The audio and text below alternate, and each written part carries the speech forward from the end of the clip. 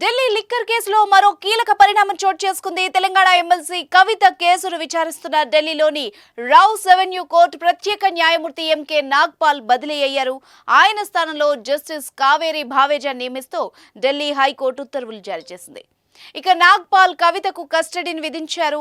దీంతో పాటు ఈ కేసును మొత్తం విచారణ చేస్తున్నారు. అయితే ఢిల్లీ ఎక్సైజ్ పాలసీ స్కీమ్ కు సంబంధించి అన్ని ఈడీ, సిబిఐ కేసుల్లో జస్టిస్ ఎంకే నాగ్పాల్ న్యాయవాదిగా వ్యవహరించారు. జస్టిస్ నాగ్పాల్తో పాటుగా ఢిల్లీ హైకోర్టు జ్యుడిషియల్ సర్వీస్లోని మరో 26 మంది జడ్జీలు బదిలీ చేస్తూ ఢిల్లీ హైకోర్టు నిర్ణయం తీసుకుంది. ఎంకే నాగ్పాల్ ను ఢిల్లీ రౌస్ అవెన్యూ ప్రత్యేక కోర్టు నుంచి తీజ్ హజారీ జిల్లా కోర్టు న్యాయమూర్తిగా బదిలీ చేస్తూ ఢిల్లీ హైకోర్టు తాత్కాలిక ప్రధాన న్యాయమూర్తి ఉత్తర్వులు జారీ చేశారు.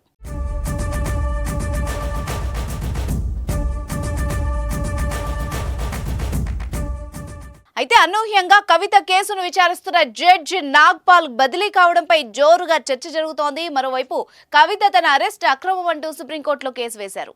అందులో లోపాలున్నాయని సుప్రీంకోర్టు పేర్కొనడంతో దాన్ని సరిదిద్దుతూ కొత్తగా పిటిషన్ దాఖలు చేసే పనిలో కవిత లాయర్స్ ఉన్నారు. ఇక ఈ నెల 25వ తేదీ వరకు కవితకు కస్టడీ విధించారు. ఆమెను సోమవారం రోజంతా ఈడీ అధికారులు సుదీర్ఘంగా విచారణ చేశారు. అయితే ఈడీ ప్రశ్నలకు కవిత నుంచి అనుకున్న స్థాయిలో జవాబులు రాలేదని ప్రచారం సాగింది.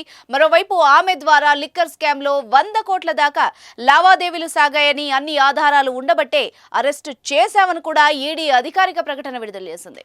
ఇంకోవైపు కస్టడీలో ఉన్న కవిత తన తల్లి, పిల్లల్ని చూసేందుకు అనుమతి ఇవ్వాలని కోర్టును కోరారు.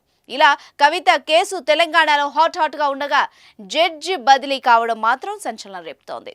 లిక్కర్ కేసులో ఇప్పటికే ఢిల్లీ మాజీ ఉప ముఖ్యమంత్రి మనీష్ సిసోడియా, ఆప్ రాజ్యసభ సభ్యుడు సంజయ్ సింగ్, ఎమ్మెల్సీ కవిత వంటి ప్రముఖులు అరెస్ట్ అయ్యారు. సిసోడియా, సింగ్ జ్యుడిషియల్ కస్టడీలో ఉండగా కవిత ఈడీ రిమాండ్ లో ఉన్నారు. లిక్కర్ స్కామ్ కేసులో ఆరోపణలు ఎదుర్కొంటున్న బీఆర్ఎస్ ఎమ్మెల్సీ కవితను 4వ రోజు ఇవాళ ఎన్ఫోర్స్మెంట్ డైరెక్టరేట్ అధికారులు విచారించనున్నారు. ఢిల్లీలోని ఈడీ కేంద్ర కార్యాలయం ప్రవర్తన్ భవన్ లో కవితను విచారిస్తున్నారు. లిక్కర్ పాలసీ, మనీ లాండరింగ్ కేసులో కవిత పాత్ర, 100 కోట్ల ముడుపులు, సౌత్ గ్రూప్ పాత్ర, సిసోడియా, కేజ్రీవాల్ తో ఒప్పందాలు సహా నిందితులు ఇచ్చిన వాంగ్మూలాలపై అధికారులు కవితను ప్రశ్నిస్తున్నారు. రోజులో 6 నుంచి 7 గంటల పాటు సీసీటీవీ పర్యవేక్షణలో కవితను ఈడీ అధికారులు ప్రశ్నిస్తున్నారు. లిఖిత పూర్వకంగా, మౌఖికంగా కవిత నుంచి వివరాలు సేకరిస్తున్నారు.